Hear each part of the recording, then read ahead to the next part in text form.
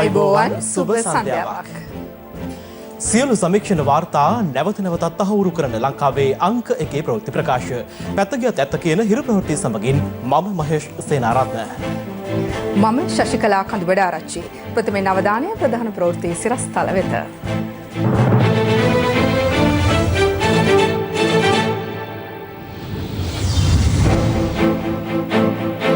පාසල් යලි වැසෙයිද?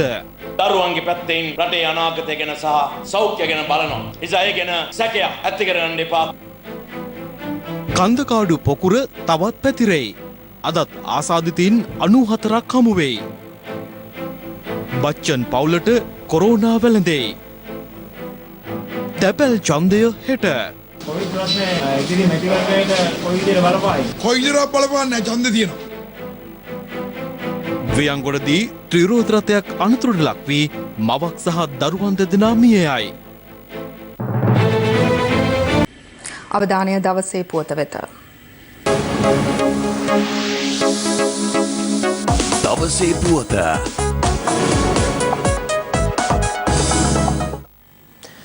අද දින COVID-19 ආසාදිතයින් 94 දෙනෙකු හඳුනා ගැනීමත් සමග මෙරට COVID-19 ආසාදිතයින් 2605 දක්වා ඉහළ ගියා. මේ අතර පවතින තත්ත්වයට තේ පාසල් පවත්වාගෙන යාම සම්බන්ධයෙන් තීරණයක් ගැනීම සඳහා අධ්‍යාපන බලධාරීන්ගේ විශේෂ සාකච්ඡාවක් අධ්‍යාපන අමාත්‍ය ඩලස් අලහපිරු මහතාගේ ප්‍රධානත්වයෙන් ඉසුරුපායේදී මේ වන විට පැවැත්වෙනවා.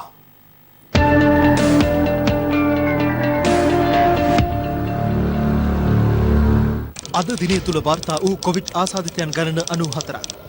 ඒ අතුරින් 76 දෙනෙක් කන්දකාඩු පුනරුත්ථාපන මධ්‍යස්ථානයේ සිට සේනපුර පුනරුත්ථාපන මධ්‍යස්ථානයේ වෙත යොමු කළ රඳවියන්. ඔවුන්ගේ ආශ්‍රිතයන් 14 දෙනෙක්ද COVID-19 ආසාදිත බවට තහවුරු කරගෙන තිබෙනවා. සෙසු ආසාදිතයන් 4 දෙනෙක් රාජාංගනීය ප්‍රදේශයෙන් මීට පෙර හමු වූ කොවිඩ් ආසාදිතයාගේ ආශ්‍රිතයන්. ඊයේ දිනේද රාජාංගනීය ප්‍රදේශයෙන් තවත් කොවිඩ් රෝගීන් 7 දෙනෙකු හඳුනාගත් අතර ඔවුන්ද කන්දකාඩු පුනරුත්ථාපන මධ්‍යස්ථානයේ ආසාදිතයන්ගේ ආශ්‍රිතයන්. එමෙන්ම ඊයේ දිනේ COVID-19 රෝගීන් 43 දෙනෙකු වාර්තා වූ අතර ඉන් 13 දෙනෙකු කන්දකාඩු පුනරුත්ථාපන මධ්‍යස්ථානයේ සහ 30 දෙනෙකු ඔවුන්ගේ ආශ්‍රිතයන්. කන්දකාඩු පුනරුත්ථාපන මධ්‍යස්ථානයේ ආසාදිතයන්ගේ තවත් ආශ්‍රිතයන් 5 දෙනෙකු ඊයේ හඳුනාගත් අතර ඉන් ආසාදිතයන් 2 දෙනෙකු වැලිකන්ද ප්‍රදේශයේ පදිංචිකරුවන් වන අතර අනෙක් ආසාදිතයන් රාජාංගනීය හබරාදුව සහ ලංකාපුර යන ප්‍රදේශවල පදිංචිකරුවන්. ඒ අනුව ඊයේ දිනේ හඳුනා ගැනුණු ආසාදිතයන් සංඛ්‍යාව 57ක්. මේ අතර රාජාංගනීය ප්‍රදේශයෙන් ආසාදිතයන් හඳුනා ගැනීමත් සමග එම ප්‍රදේශීය පුද්ගලයන් 400කට ආසන්න පිරිසක් ස්වයං නිරෝධායනයට යොමු කර ඇති අතර පාසල් සිසුන් 70 දෙනෙකුද ඒ අතර වනවා. අද දිනේදී රාජාංගනීය ප්‍රදේශීය පාළු ස්වභාවයක් ගත් අතර එම ප්‍රදේශීය ගම්මාන 11කට සංචරණ සීමා පනවා තිබෙනවා. ග්‍රාම නිලධාරී වසම් 11ක මේ ජන කොට්ටාසය සැරිසරලා තිනවා. ඉම්ම පළවෙනි පවුල COVID-19 කියන රෝගය තියනවා කියලා හඳුනාගත්ත වහාම ඒ ආශ්‍රිත දානි ගෙදරට මල ගෙදරට ආපු කට්ටිය සේරගීම තොරතුරු අරගෙන 24ක් යන කලින් PCR පරීක්ෂණ කරගෙන ඉන්න සඳහා කටයුතු කරා. ආම්පල 52ක් පමණ අපි පරීක්ෂා කරලා 12ක් අද වෙනකොට මේ රෝගීන් පෙළෙනවා කියන එක අපි තහවුරු කරගෙන තියෙනවා. හෙට වෙනකොට පාසල පටන් ගත්තොත් අපිට අර්බුදයක් දැනට මේ ප්‍රදේශයේ පාසල් 5ක් විතර දැනට අපි කියලා තියෙනවා පවත්වන්නේ පාසල්. මේ අතර අද දිනේත් රාජාංගනීය ප්‍රදේශයේ පුද්ගලයන් 70ක් PCR පරීක්ෂණ සඳහා යොමු කෙරුණා. මේ අතර කන්දකාඩු පුනරුත්ථාපන මධ්‍යස්ථානයේ උපදේශකවරයෙකු වන ගාල්ල හබරාදුව හීනටිගල ප්‍රදේශයේ පදිංචි පුද්ගලයෙකුට COVID-19 ආසාදිත බවට හඳුනාගත් අතර ඔහුගේ බිරිඳ ඇතුළු සමීපතමයන්ගේ PCR පරීක්ෂණ අද සිදු කෙරුණේ හබරාදුව පොලිස් නිරෝධායන මධ්‍යස්ථානයේදී. පසුව ඔවුන්ගෙන් කිසිවෙකුටත් වෛරසය ආසාදනය වී නොමැති බවට තහවුරු වුණා. මේ අතර කන්දකාඩු පුනරුත්ථාපන මධ්‍යස්ථානයෙන් හඳුනාගත් ආසාදිතයෙකු ඇසුරු කළ දෙහියතකන්නිය ප්‍රදේශයේ 55 දෙනෙකු ස්වයං නිරෝධායනයට යොමු කර ඇති අතර ඔවුන්ගේ PCR පරීක්ෂණ හෙට සිදු කිරීමට නියමිතයි. කන්දකාඩු පුනරුත්ථාපන මධ්‍යස්ථානයේ සේවය කළ නිලධාරියෙකු පසුගිය 6 වෙනිදා නිවාඩු ලබා කන්තලේ අග්බෝපුර පිබිදෙන ගම සිය නිවසට ගොස් ඇති අතර පසුව නැවත සේවයට වාර්තා කිරීමෙන් පසු සිදු කළ පරීක්ෂණයේදී COVID-19 වෛරසය ආසාදිත බවට තහවුරු වී තිබෙනවා. තිදරු පියෙකු වන ඔහු ත්‍රිකුණාමලය සහ අනුරාධපුර ප්‍රදේශවල සංචාරය කර ඇතැයි සෞඛ්‍ය අංශ පවසනවා. ඒ අනුව ඔහුගේ නිවසයන් සහ සමීපතමයන් අද PCR පරීක්ෂණ සඳහා යොමු කෙරුණා. මේ අතර වැලිකඩ බන්ධනාගාරයේ කොවිඩ් ආසාදිත රැඳවියෙකු පසුගියදා හමුවීමත් සමග අද දින බන්ධනාගාර පරිශ්‍රය විෂ බීජ හරණයට ලක් කෙරුණා. බන්ධනාගාරය තුල සිටි රැඳවියන් 444 දෙනෙක් නිරෝධායන කටයුතු සඳහා PCR පරීක්ෂණ වලින් පස්සේ කන්දකාඩුව යුද හමුදා කඳවුරේ පිහිටි නිරෝධායන මධ්‍යස්ථානයට පූනානි එම කඳවුරට බන්ධනාගාර නිලධාරීන් බාරව ඔවුන් කටයුතු කරනවා. මේ අතර අද උදෑසන පත්තරේ විස්තරයේ වැඩසටහනට එක්වමින් සෞඛ්‍ය සේවා අධ්‍යක්ෂ ජනරාල් විශේෂඥ වෛද්‍ය අනිල් ජාසිංහ මහතා සඳහන් කළේ පවතින තත්ත්වය පාලනය කළ හැකි බවයි. විවිධ කටකතා පැතිරෙනවා. ඇඳ නීතිය පනවයි සමාජයට වැඩි වශයෙන් පැතිරිලා මේ තත්ත්වය කෙලින්ම කියන්න අපි ඉන්නේ කොයි වගේ තත්ත්වයකද? අපට පාලනයට නතු කරගත හැකි තත්ත්වයක් බව කියන්න ඕන. හැබැයි එහිදී තවදුරටත් රෝගීන් විවිධ ප්‍රදේශවලින් ඇතිවීමේ හැකියාව තියෙනවා. මේ පහුගිය කාලේ රට විවෘත කරේම මේ රටේ ජන ජීවිතය යහපත්ව පවත්වා ගැනීමට. නමුත් අපිට පෙනී යනවා ඇතැම් විට ආයතන, දේශපාලන පක්ෂ, ජනතාව, විවිධ කණ්ඩායම් මේ තත්ත්වය නොසලකන තත්ත්වයක් තියෙනවා. මේ කාල සීමාව කරුණා කළා තමන්ගේ රාජකාරී කටයුතු, තමන්ගේ පවුලේ අත්‍යවශ්‍ය කටයුතු වලට සීමා කරගන්න. කන්දකාඩු පුනරුත්ථාපන මධ්‍යස්ථානයෙන් සහ එම ආශ්‍රිතයන්ගෙන් කොරෝනා ආසාදිතයන් හමුවීම මෙරට කොරෝනා ව්‍යාප්තියේ දෙවන රැල්ල ලෙස තවමත් හැඳින්විය නොහැකි බව වසංගත රෝග වෛද්‍යායකකේ පවසනවා. අපි රෝගීන් හඳුනාගත්ත අපි දැක්ක ඒ රෝගීන් සමහර අය ගෙදවල් වලට ආව. ගෙදරදී ඊට පස්සේ සමාජ ක්‍රියාකාරීත්වය නිසා තමුන්ගේ අසල්වාසීන්ටත් මේ රෝගය බෝ වෙලා තියෙනවා. ඉතින් මේ තත්ත්වය පාලනකින් තොරව ගියොත් අපේ අනුදැනුමකින් තොරව ගියොත් එය දෙවන රැල්ලක් බවට පත් වෙනවා. ඉතින් මෙතනදී අපි හඳුනාගත්තු නිසා අපිට ඒක පාලනය කිරීමට හැකියාවක් තියෙනවා. නමුත් අපි දන්නේ නැහැ මේ හා සමානව තවත් තැනක මේ රෝගය පැතිරෙනවද කියලා. ඒ නිසා තමයි අපි නිරන්තරයෙන් කියන්නේ පුද්ගල දුරස්ථභාවය පවත්වා ගැනීම සහ මුඛාවරණ පැළඳීම එහෙම වැදගත්කම. මේ අවස්ථාවේ තියෙන පරීක්ෂණ සහ ඇගීම අනුව මේ දෙවන කැල්ලක් බවට පත්වීමේ අවදානමක් තරමකට තියෙනවා. මේ අතර වෛරසයේ නැවත ව්‍යාප්තියත් සමග පාසල්වල කටයුතු පවත්වාගෙන යාම සම්බන්ධයෙන් විශේෂ සාකච්ඡාවක් විශේෂ අමාත්‍යවරයාගේ ප්‍රධානත්වයෙන් අද පැවැත්වුණා. රටේ තත්ත්වය පිළිබඳව ගන්න ඕන දේශපාලන තීන්දුව නෙමෙයි. නිලධාරීන්ගේ තාක්ෂණ තීන්දුවත් නෙමෙයි. දරුවන්ගේ පැත්තෙන් රටේ අනාගතය දිහා අපි බලන්න ඕන. කවුරු මොන විදියේ ප්‍රචාර ගෙනිච්චා. සමාජ මාධ්‍ය ඇතුලේ විවිධ වංචනික account සදාගෙන. සමහර දේශපාලඥයෝ පිටිපස්සේ ඉන්නවා. විසම ප්‍රවෘත්ති ප්‍රචාරය කරනවා. කවුරු මොන විදියේ ප්‍රචාර ගෙනිච්චා. දරුවන්ගේ පැත්තෙන් රටේ අනාගතය ගැන සහ සෞඛ්‍ය ගැන බලනවා. නිසා ඒ ගැන සැකයක් ඇති කරගන්න එපා කියලා අම්මල තාත්තලාගෙන් විශේෂ ඉල්ලීමක් කරමි. මේ අතර COVID-19 වෛරසය සම්බන්ධයෙන් සහ ඉදිරියේදී රජයේ නිවාඩු දිනයන් ප්‍රකාශයට පත් කිරීම සම්බන්ධයෙන් සමාජ මාධ්‍ය තුළ පළවන වාර්තා අසත්‍ය බව රජයේ ප්‍රවෘත්ති අධ්‍යක්ෂ ජනරාල් නාලක කළුවේව මහතා සඳහන් කළා. පොලිස් මාධ්‍ය ප්‍රකාශක ජ්‍යෙෂ්ඨ පොලිස් අධිකාරී ජාලිය සේනාරත්න මහතා පැවසුවේ සමාජ මාධ්‍ය ඔස්සේ අසත්‍ය තොරතුරු සහ ප්‍රචාර පතුරවන පුද්ගලයන්ට එරෙහිව දැඩිව නීතිය ක්‍රියාත්මක කරන බවයි. පවතින තත්ත්වයට යටතේ ශ්‍රී ලංකා පොදුජන පෙරමුණ ශ්‍රී ලංකා නිදහස් පොදුජන සංධානය විසින් සංවිධානය කරන සියලු ප්‍රචාර රැලි තාවකාලිකව නැවැත්වීමට තීරණය කර තිබෙනවා. ශ්‍රී ලංකා පොදුජන පෙරමුණ පක්ෂ කාර්යාලයෙන් නිකුත් කළ නිවේදනයක දැක්වුණේ ලබන 13, 14 සහ 15 යන තෙදින ජනාධිපති ගෝඨාභය රාජපක්ෂ සහ අග්‍රාමාත්‍ය මහින්ද රාජපක්ෂ යන මහතුරුන් සහභාගී වීමට නියමිතව තිබූ සියලු ප්‍රචාරක රැලි අත්හිටුවන බවයි.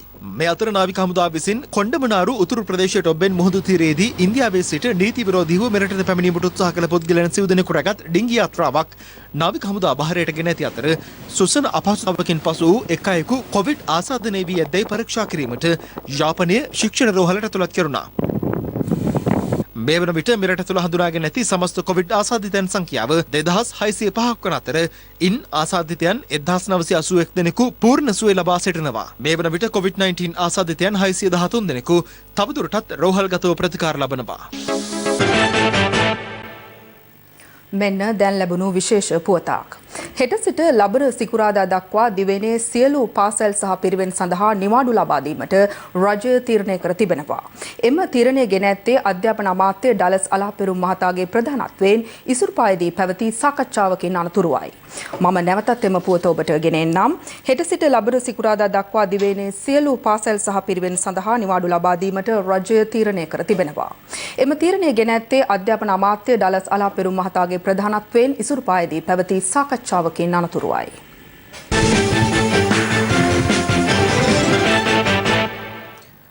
බොලිවුඩ් සුපිරි නිලී ඓශ්වර්යා රායි බච්චන් සහ ඇගේ දියණිය COVID-19 ආසාදිත බවට අද හඳුනාගත්තා. ඒ ඊයේ දිනේදී ප්‍රවීණ ඉන්දිය නළු අමිතාබ් බච්චන් සහ අභිෂේක් බච්චන් ආසාදිත බවට හඳුනා ගැනීමෙන් පසු සිදු කළ PCR පරීක්ෂාවකදී මෙවන විට ලෝපුරා සිදුව ඇති COVID-19 මරණ සංඛ්‍යාව 5,68,500ක් දක්වා ඉහළ ගොස් ඇති අතර වාර්තා වන ගෝලීය ආසාදිත සංඛ්‍යාව 1,28,28,00,000කට අධිකයි. දකුණු ආසියානු කලාපයේ දැඩි බලපෑමක් එල්ල වී ඇති අසල්වැසි ඉන්දියාවෙන් ඊයේ දිනේදී හඳුනාගත් COVID-19 ආසාදිතයින් සංඛ්‍යාව 27000කට අධිකයි. ඒ අනුව මේ වන විට එරට සමස්ත ආසාදිතයින් සංඛ්‍යාව 8,50,358ක් දක්වා ඉහළ ගොස් තිබෙනවා. ඉන් බහුතරයක් මුම්බයි නුවරින් වාර්තා වන පසුබිමක බොලිවුඩ් සිනමාවේ සුරූපී නිලී ඓශ්වර්යා රායි බච්චන් සහ ඇගේ 8 හැවිරිදි සිඟිති දියණිය වන ආරාධ්‍යා බච්චන් COVID-19 ආසාදිත බවට හඳුනාගෙන තිබෙනවා.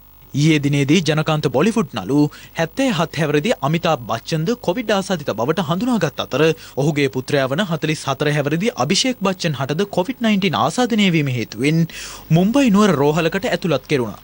Namaskar, this is Amitabh Bachchan. Do not despair. Do not panic. We're all together in this. We're all working together. COVID-19 වෛරසය ඉන්දියාවේ ශීඝ්‍ර ලෙස ව්‍යාප්ත වීම ආරම්භ වූ දා පටන් රජයේ සමග වෛරසය මැඩපැත්වීමේ මහජන දැනුවත් කිරීම සහ ව්‍යාපෘතිවල මූලිකත්වය ගෙන ක්‍රියා කළේද ප්‍රවීණ නළු අමිතාබ් බච්චන් වීම විශේෂත්වයක්. Together, we can do it. මේ වන විට බච්චන් පවුල සමග පසුගිය දින 10ක කාලය තුල සමීපව ඇසුරු කළ ආශ්‍රිතයන් සොයා මෙහෙයුම් ආරම්භ කර තිබෙනවා. කෙසේ වෙතත් අමිතාබ් බච්චන්ගේ භාර්යාවට සහ දියණියට COVID-19 ආසාදනය වී නොමැති බව ඉන්දිය මාධ්‍ය වාර්තා කළා. COVID-19 වැළඳුණු බච්චන් පවුලේ සියලු දෙනාට ඉක්මන් සුවය පතා ඉන්දිය වැසියන් පුද පූජා පවත්වන අයුරුයි මේ. මේ අතර ඉන්දීය නිලි බානු රේඛා ගණේෂන්ගේ ආරක්ෂක නිලධාරියෙකුටද COVID-19 ආසාදිත බව තහවුරු වී තිබෙනවා. මුම්බයි පිහිටි ඇයගේ නිවස තාවකාලිකව මුද්‍රා තබා ඇති අතර ඇයගේ පෞද්ගලික කාර්ය මණ්ඩලයේද PCR පරීක්ෂාවට යොමු කර ඇති බව විදේශ මාධ්‍ය වාර්තා කළා. මේ අතර COVID-19 වෛරසයේ ප්‍රබලත්වය සම්බන්ධයෙන් දැඩි අවධානයක් යොමු කිරීම මෙන්ම සෞඛ්‍ය ආරක්ෂක ක්‍රමවේදයක් ලෙස මුව ආවරණ පැළඳීම ප්‍රතික්ෂේප කළ අමරිකානු ජනාධිපති ඩොනල්ඩ් ට්‍රම්ප් ඊයේ හමුදා රෝහලක සංචාරයක නිරත වීමකදී ප්‍රථම වරට මුව ආවරණයක් පැළඳ සිටීම ජාත්‍යන්තර මාධ්‍යන්ගේ දැඩි අවධානයට ලක් වුණා.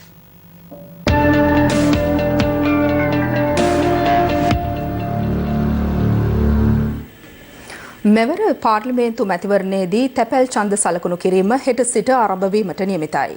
මෙවර තැපැල් ඡන්ද සලකුණු කිරීම සඳහා දින 7ක් ආදීම විශේෂත්වයක්.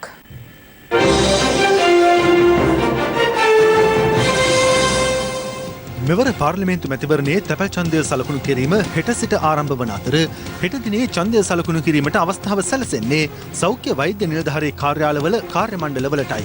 ඔවුන් සඳහා වෙනම දිනකදී ඡන්දය සලකුණු කිරීමට අවස්ථාව සලසා ඇත්තේ 14 වෙනිදා සිට 17 වෙනිදා දක්වා දින 4 තුල තැපැල් ඡන්දය සලකුණු කිරීම අදාළ කාර්ය මණ්ඩලවල ඍජු අධීක්ෂණය යටතේ සෞඛ්‍ය මාර්ගෝපදේශවලට අනුව සිදු කිරීමට නියමිතව තිබීම හේතුවෙන් සෙසු රාජ්‍ය ආයතනවල තැපැල් ඡන්දය සලකුණු කිරීම ජූලි 14 සහ 15 යන දිනවලදී සිදු කරනවා. 16 සහ 17 යන දිනවලදී ඡන්දය සලකුණු කිරීමට අවස්ථාව සලසා ඇත්තේ සියලු පොලිස් ස්ථාන, ආරක්ෂක හමුදා, සිවිල් ආරක්ෂක දෙපාර්තමේන්තුව, සෞඛ්‍ය අංශ, සියලු දිස්ත්‍රික් ලේකම් කාර්යාල සහ මැතිවරණ කාර්යාලවල කාර්ය මණ්ඩලවලටයි.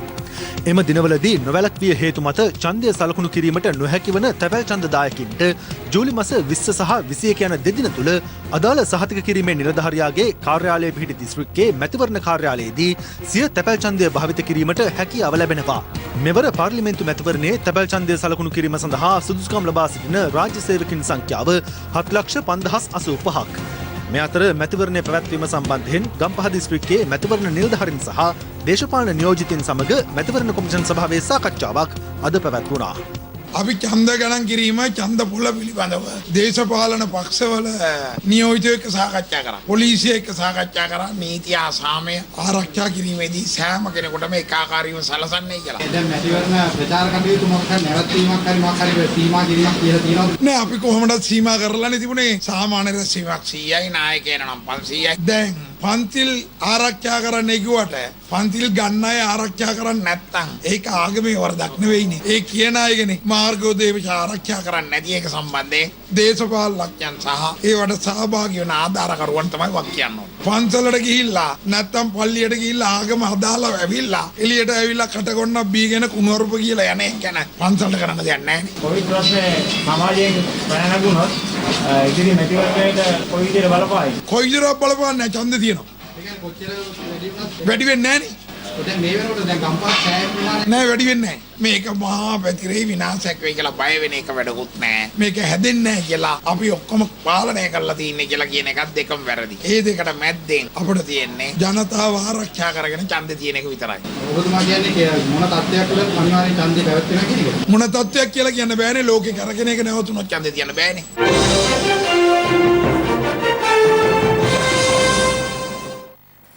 කෘෂිභෝග අපනයනයේදී නිමිද්‍රව්‍ය සැකසීමට ප්‍රමුඛතාවදී වැඩි ලාභ උපයා ගැනීමට උත්සාහ කරන ලෙස ජනාධිපති ගෝඨාභය රාජපක්ෂ මහතා ගොවීන්ට උපදෙස් ලබා දුන්නා.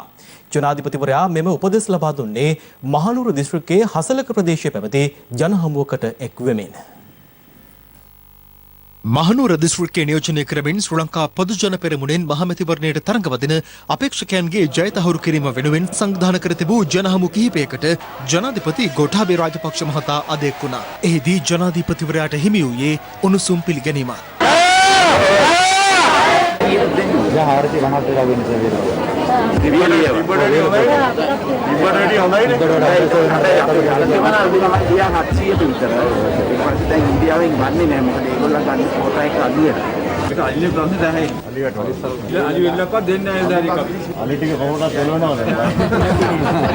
ජනාධිපති ගෝඨාභය රාජපක්ෂ මහතා හසලක සතිපොළ භූමියේ පැවති ජනහමුවකට දැක්වූ අතර එහිදී ගොවීන්ට මෙලෙස උපදෙස් ලබා දුන්නා. සාධාරණ මිලක් දෙන්න ඕනේ ඔබතුමා. ගම්මිස් තියෙනවා ගොවියන්ගේ. ගම්මිස් ඥානගේ කාලේ වැරද්දක් කරා. අපි ආපු ගමන් මේක නැවැත්තුවා. හොඳට ගෙදුවේ නෑනේ ඒකත් ඉඳලා. නමුත් අපි අර අමු ගම්මිස් යවන්නේ නැතුව වේලලා අපේම පැක් කරලා යවන්න. ඒකට අපිට වැඩි මිලක් ගන්න පුළුවන්. අද පෙරවරුවේ තෙල්දිනිය බස් නැවතුම් පොලේ පැවති ජනහමුවකටද ජනාධිපතිවරයා එක් වුණා. වැඩක් කරපු නායකයාට රාජ්‍ය බේරගත් නායකයාට වැඩක් කරන නායකයාට මේ නායකතුමාට රට බේරගත් නායකතුමාට මැණික්කින්න ප්‍රදේශයේ සංවිධානය කර තිබූ ජනහමුවකටද ජනාධිපතිවරයා එක් වුණා. මේ රට රැකලා දෙන්න තව ඉදිරියට ජනාධිපති ගෝඨාභය රාජපක්ෂ මහතා පාතතුම්බර යටිරාවණ ප්‍රදේශයේ පැවති ජනහමුවකට එක් වුණා. එහිදීද ජනාධිපතිවරයාට හිමි වූයේ උණුසුම් පිළිගැනීමක්.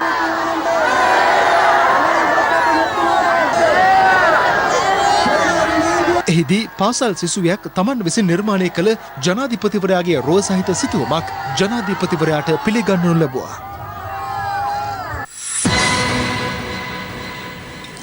පසුගිය යහපාලන ආණ්ඩුව සමයේ රාජ්‍ය සේවකයාට අහිමි වූ සියලුම අයිතිවාසිකම් නැවත ලබා දීමට කටයුතු කරන බව අග්‍රාමාත්‍ය මහින්ද රාජපක්ෂ මහතා පවසනවා. මහර්ගම් ප්‍රදේශයේ පැවති ජන හමුවකට එක්වෙමින් අග්‍රාමාත්‍යවරයා මේ බව සඳහන් කළා. මෙවර මහමැතිවරණයේදී ශ්‍රී ලංකා පොදු ජන පෙරමුණ යටතේ පාර්ලිමේන්තුව තරඟ කරන අපේක්ෂකයන්ගේ ජය තහවුරු කිරීමේ ජනහමු මාලාවක් අග්‍රාමාත්‍යවරයාගේ ප්‍රධානත්වයෙන් අද දිනේ පුරා කොළඹ දිස්ත්‍රික්කය කේන්ද්‍ර කරගෙනමින් පැවැත්වුණා.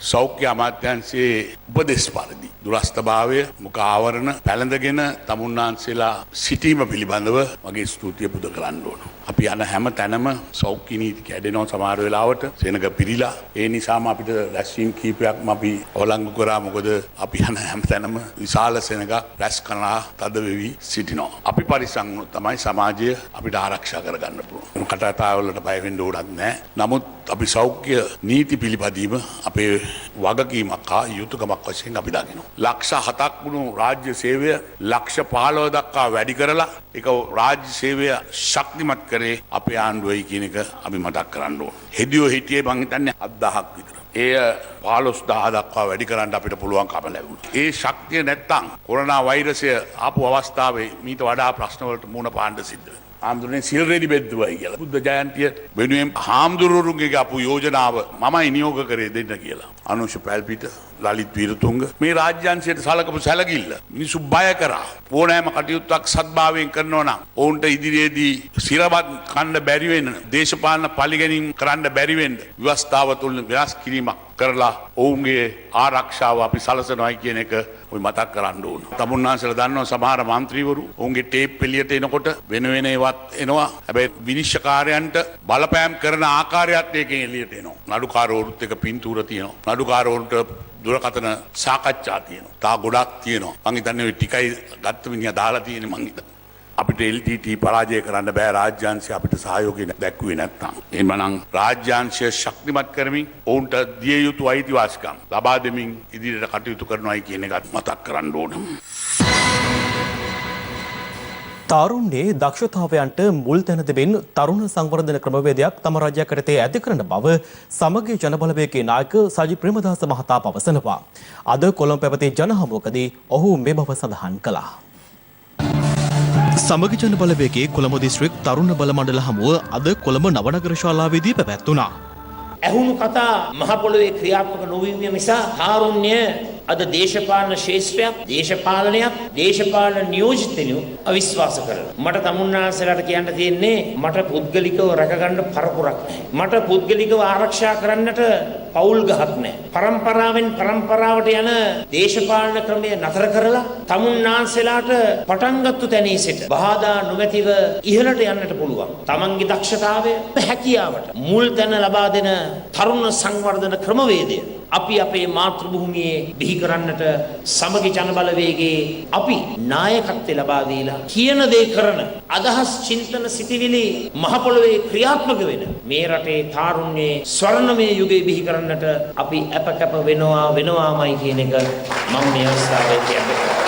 තරුණ ඔබට කාලේ ඇවිල්ලා තියෙන්නේ රටේ ජාතික න්‍යාය පත්‍රයේ තීන්දුව තීරණ කිරීමේ බලය අතට ගන්න. ඒ බලය අතට ගන්න නම් අපේ රටේ තීන්දුව තීරණ ගන්නා වූ සම්දිස්ථානවල තරුණ නියෝජනත්වයේ තිබෙන්නට ඕන. අපි අදහස් කරනවා අපේ රජයක් තුල විවිධ ආයතනවල අධ්‍යක්ෂක මණ්ඩල පත් කරනකොට අධ්‍යාපනයට නිසිතන ලබා දීලා කුසලතාවයට නිසිතන ලබා දීලා ඒ වගේම අපි ප්‍රතිශතයක් වෙන් කරලා තාරුණ්‍යයට රටේ වැදගත් ආයතනවල අනාගත වගකීම බාර දෙන ක්‍රමයක් අපි සලස්සනවා කියන එක මේ අවස්ථාවේ ඉතාමත් සතුටින් ප්‍රකාශ කරන්න. පවතින තත්ත්වයේ හමුවේ මැතිවරණයේ කල් දැමීමට අවශ්‍ය නම් මැතිවරණ කොමිසම සමග සාකච්ඡා කර කඩිනමින් එම තීරණය ගන්නා ලෙස එක්සත් ජාතික පක්ෂ නායක රනිල් වික්‍රමසිංහ මහතා ආණ්ඩුවෙන් ඉල්ලීමක් කරනවා. ඒ මහනුවරදී අද පෙරවරුවේ පැවති ජන හමුවකට එක් වෙමින් මහනුවරට පැමිණි එක්සත් ජාතික පක්ෂ නායක රනිල් වික්‍රමසිංහ මහතා පළමුව මල්වතු විහාරයට පැමිණ මල්වතු පාර්ශවයේ මහානායක අතිපූජ්‍ය තිබ්බටුවාවේ ශ්‍රී සුමංගල නාහිමියන් බැහැදක ආශිර්වාද ලබා ගත්තා. මහනුවර ඊයේල් සේනානායක පුස්තකාල ශ්‍රවණාගාරයේ පැවති ජනහමුව සඳහා වික්‍රමසිංහ මහතා එක් වූයේ ඉන් අනතුරුවයි.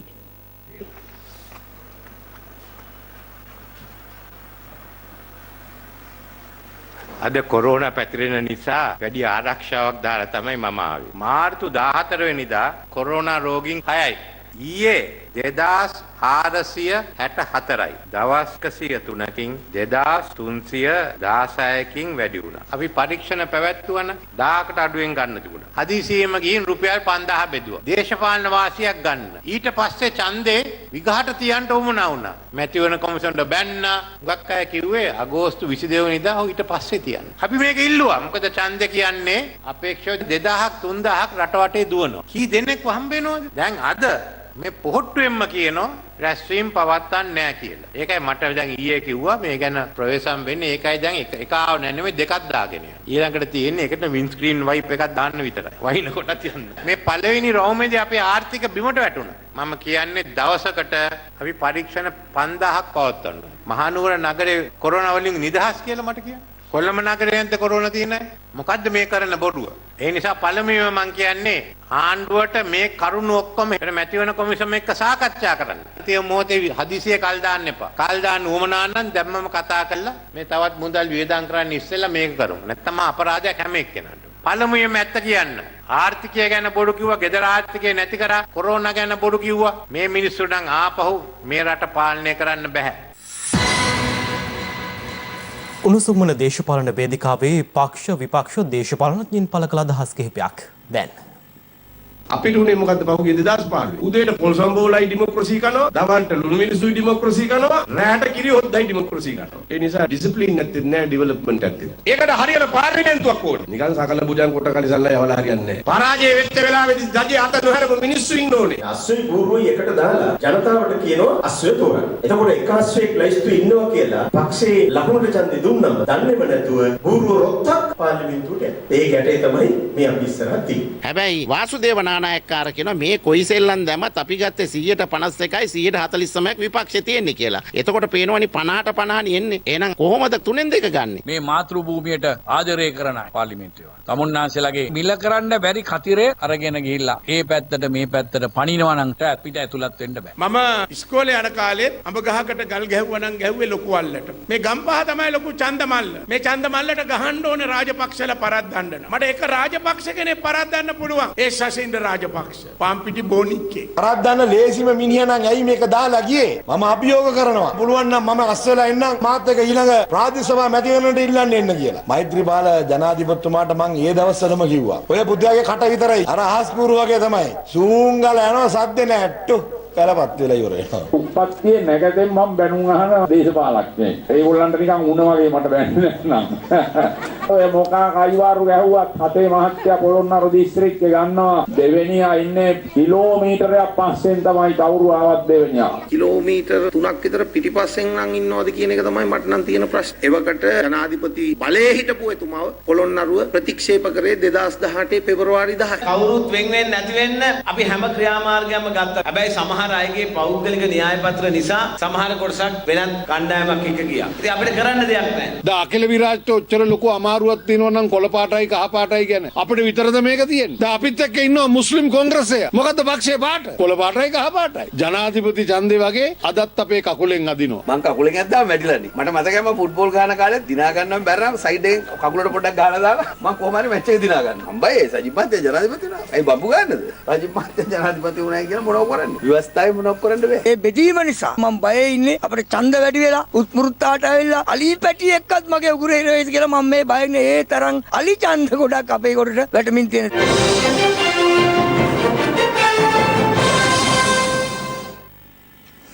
අද හාට් ටෝක් විශේෂාංගය තුලින් ඍජුවම ප්‍රශ්න කෙරෙන්නේ අමාත්‍ය ප්‍රසන්න රණතුංග මහතාගෙන්. ඇයි ඔබතුමා මේ යන හැමතැනම කියන්නේ මෛත්‍රීක ගෑවිච්ච එක්කෙනෙක්ට ඡන්ද දෙන්න එපා කියලා? තුමා කියපු කරපු දේවල් පහුගිය කාලය තුල පක්ෂයට රාජපක්ෂවරුන්ට ගහපු එක ඒ ඔක්කොම දිහා බලපුවාම මෙයාව විශ්වාස කරන්න බැරි එකයි මගේ තියෙන්නේ. කවුද ඔය මෛත්‍රීට ගෑවිච්ච කට්ටිය? ගෑවිච්ච කාණ්ඩ කිව්වම ඒකට රිදිච්ච අය තමයි කතා කරන්නේ. ඔය ඔක්කොගේම නම් තිබ්බනේ ඇලෝසියස් ළඟින් සල්ලි ගත්තයි කියලා. ලොකුවට කතා කරනවා නම් ඔබ ඔය නම් ටිකක් කියන්න ඕනේ. කවුද ඒ කට්ටිය? දැන් මිනිස්සු දන්නවා කවුද පැනපයි කියලා. එච්චරයි ඒකට අදාළ.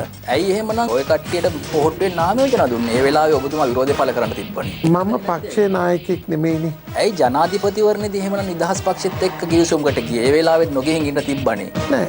ඔබ එදත් කතා කළේ නෑනේ මේක ගැන. ජනාධිපතිවරණයක් කියන්නේ 51ක් ගන්න ඕනේ. එතකොට එක ඡන්දයටත් වටිනාකමක් තියෙනවා. ඒ නිසා අපිට ජයග්‍රහණය කරන්න ඕන හින්දා තමයි අපි අඩියක් පස්සට අරගෙන ඒකට ඉඩ දුන්නේ. 51 ගන්න මෛත්‍රී කට්ටිය හොඳ නම් අද නරක වෙන්න විදිහක් නෑනේ. ඔතන කිහිප දෙනයි මට අවුල තියෙන්නේ. ඒකයි මම එහෙම කියන්නේ. ඔබට මෛත්‍රීපාල සිරිසේන මහත්මයා විශ්වාස නැති වුණාට ජනාධිපතිතුමාට නම් මෛත්‍රීපාල සිරිසේන මහත්මයා විශ්වාස බව පෙන්වුවා නේද? ඔහුගේ රැලියකට ගිහිල්ලා මේ ළඟදී. ජනාධිපතිතුමා හැම අපේක්ෂකයාගේම තැනට යනකොට එතුමාගේ එකටත් යනවා. ඉතින් මම දන්නා විදියට නම් ওই ජනාධිපතිතුමාට මෛත්‍රීපාල උදව් කරේ නැහැ ජනාධිපති මැතිවරණයේදී. යාගේ දරුවෝ පවා ගම්පහත් සම්බන්ධයත් එක්ක එක්ව වෙලා වැඩ කරේ සජිත්ට. මිනුවන්ගොඩිදර මද්ද්‍රව්‍යත් එක්ක අල්ලපු පුද්ගලයාත් එක්ක ඔබේ සබඳතාවක් තියෙනවා කියලා කතාවක් යනවා. මම මේක අල්ලන්න උදව් කරේ. මම තමයි පොලිස් ස්ථානාධිපතිතුමාට කිව්වේ ඒ ගමම වටලන්න. දැන් ওই නාකොටික් අය ඔක්කොම අහුවෙච්ච අය ඒකේ ඉඳන්. ඒ ටයිල් චමින්ද කියන පුද්ගලයාගේ සහෝදරයෙක් ඔබේ සම්බන්ධීකරණ නිලධාරියෙක්. ඇයි මේ සිද්ධිය වෙනකම් ඔහු අයින් කරන්න නැතුව හිටියේ? ඔය ටයිල් චමින්ද කියන මනුස්සයා ඔය බිස්නස් එකේ ඉඳලා තියෙන පහුගිය ආණ්ඩුවේ තියෙන කාලේ ඉඳන් දැන් අවුරුදු 4-5ක් ඉඳන් කරනවා. කවුරුවක්වත් අපිට දැනුවත් කරේ නැහැ. ක්‍රිකට් ගහලා තියෙනවනේ ඔබ. සංගක්කාරටයි අර මහේලටයි කැඳවීම ගැන ඔබේ මොකක්ද අදහස? මම නම් හිතනවා ඒක අනවශ්‍ය දෙයක් උනේ. දැන් සංගක්කාර ඊළඟ ICC එකේ ප්‍රෙසිඩන්ට් වෙන්න යනවා නම් මේ වෙච්ච දේ ඒක කළු පැලල්ලක්. ගම්පහ ඡන්ද ප්‍රතිඵලය මොන වගේ වෙයිද? අපි විශ්වාස කරනවා අපිට 13ක් වෙයි කියලා. එක්සත් ජාතික පක්ෂයේ ඔය පක්ෂ දෙක තුනටම ඉතුරු පහ බෙදේ. ඔබේ අපේක්ෂාව ඔබේ අයියත් පාර්ලිමේන්තුව වෙන එක දකින්නද? අයියෝනයියාවයි කියලා ඒක මට හෝ මගේ පක්ෂයට හෝ මගේ නායකින්ට එකෙන් වාසියක් වෙන්නේ නැහැ. මම බලන්නේ මගේ පක්ෂය වැඩිපුර පාර්ලිමේන්තුවට ගන්න.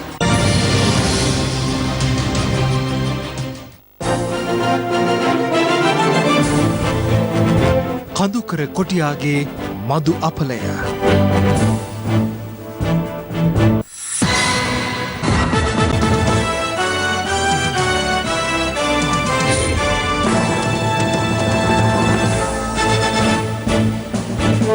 වේයන්ගොඩ කුඹුල් ඔලුව ප්‍රදේශයේදී අද පස්තුරේ සිදු වූ රියානතුරකින් එකම පවුලේ තිදෙනෙකු මිය ගොස් තිබෙනවා. මෙලෙස මිය ගොස් ඇත්තේ මවක් සහ ඇගේ දරුවන් දෙදෙනායි. ව්‍යංගොඩ මල්ලැහැව මාර්ගයේ කුඹල් ඔලුව ප්‍රදේශයේදී ත්‍රිරෝද රථයක් වෙලකට පෙරලීමෙන් මෙම අනතුර සිදුව තිබුණා. එම අනතුර CCTV කැමරාවක සටහන්ව තිබුණේ මේ ආකාරයෙන්.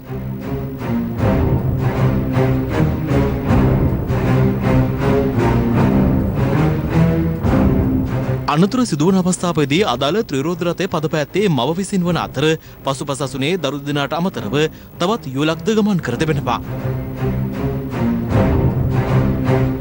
අනතුරින් 40 වරදී මව සහ වයස අවුරුදු 9ක සහ අවුරුදු 1කමාරක පිරිමි දරුවන් දෙදෙනෙක් ජීවිතක්ෂයට පත් වුණා. ඔවුන් වේයන්ගොඩ ප්‍රදේශීය පදිංචිකරුවන්. පසුපස අසුනේ ගමන්ගත් කාන්තාව සහ පිරිමි පුද්ගලයාද තුවාල ලබා ඇති අතර වැඩිදුර ප්‍රතිකාර සඳහා කාන්තාව වතුපිටිවල රෝහලේ සිට කොළඹ ජාතික රෝහලට මාරු කර අපා තිබෙනවා. පොලිසිය සැකපල කරන්නේ ත්‍රිරෝද රථය පැද වූ කාන්තාවට එහි වේගය පාලනය කරගත නොහැකි වීමෙන් මෙම අනතුර සිදුවන්නට ඇති බවටයි.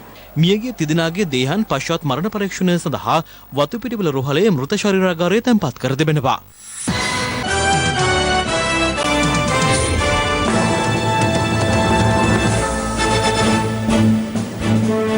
දැන් තවත් දේශීය පුවත් කිහිපයක් සමගින් රටවටා හිරු.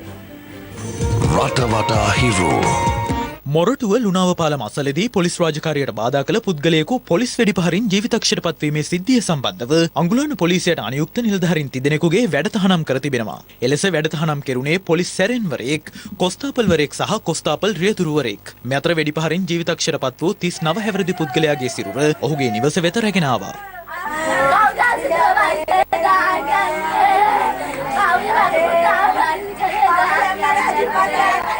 අම්බලන්ගොඩ කහව මන්සන්දියේ සිට හික්කඩුව තෙල්වත්ත දක්වා කොළඹ ගාල්ල මාර්ගයට මුහුදුරල කඩාවැදීම හේතුවෙන් එම මාර්ගයේ ගමනාගමනයට අදත් මෙලෙස බාධා එල්ල වුණා.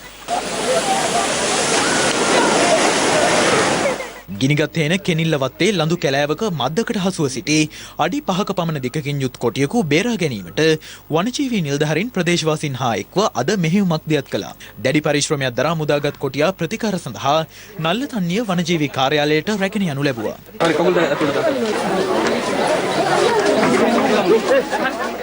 කරන්දෙනිය පොලිසිය කළ වැටලීමකදී ගෑස් සිලින්ඩර් සහ යතුරු පැදි සොරාගත් පුද්ගලයෙකු අත්අඩංගුවට ගෙන ඇති අතර අදාළ සැකකරු සොරාගත් යතුරු පැදියකින් ගොස් ගෑස් සිලින්ඩරයක් සොරා ගන්නා ආකාරය ආරක්ෂක කැමරාවක මෙලෙස සටහන්ව තිබුණා. මේ සූදානම සමුගෙන යන්නට පැත්ත නොගත් ඇත්ත දැනගැනීමේ අයිතිය තවදුරටත් තහවුරු කර ගන්නට තිරේ දිස්වන පරිදි හිරු SMS ප්‍රවෘත්ති සේවාව ඔබේ ජංගම දුරකථන ජාලයට අනුව සක්‍රිය කර ගන්න. අපි යලි හමුවන්නේ අද රාත්‍රී 9:55ට. අයිබෝවන්